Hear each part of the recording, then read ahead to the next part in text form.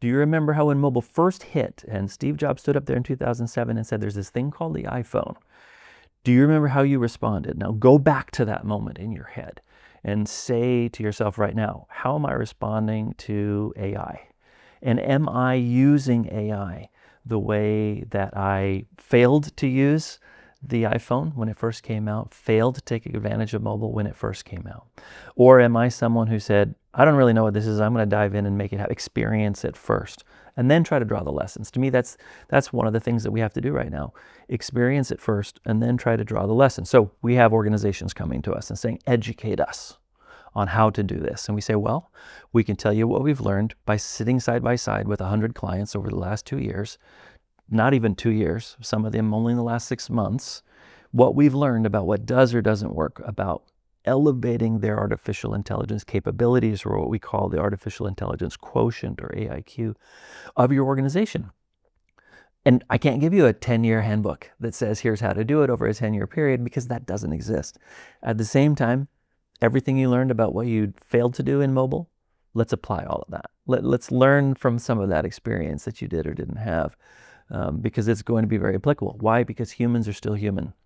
We have not evolved. We are the same. Well, we did evolve. We are continuing to evolve, but it's not in that short of a span. The same emotional capabilities, the same social needs. Like, if someone got an iPhone in the year 2009, that was different than when they got one in 2008. It was a different motivation, a different person, a different set of expectations. Someone who got theirs in 2010, or someone who was like me, stubborn and wanted an Android in 2010. Why? What is it about their psychology that made them do that? And then how did that propel their differential use of it? That's what's happening in AI right now in the workplace.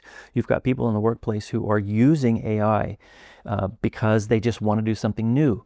Some of them who are using AI because they know it's going to help their career. You have people using AI because they're afraid that AI is going to replace them if they don't. Those are all different motivations. They're all very human. These are the same motivations that have existed forever.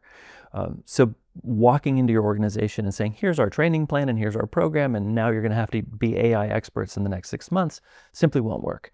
You have to understand the human factors inside of the organization, measure, and then act on the differences across the people.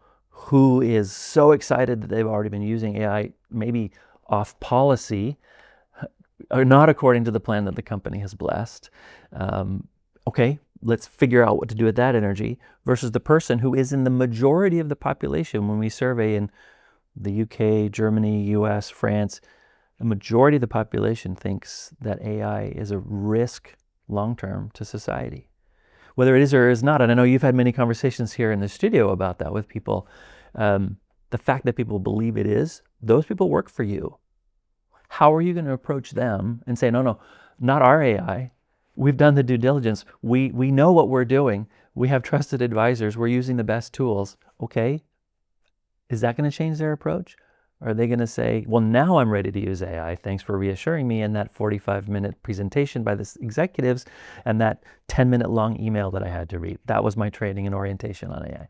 Now, it has to be far more fundamental an approach than that in order to help people see how they can shape it, to do good in ways that will benefit them as individuals and that can help them be part of an organization whose goals they support. And that's where a lot of our clients, if I have to say it honestly, are making their mistakes right now. They're making the AI strategy about their goals as executives, not about the people's goals as an organization.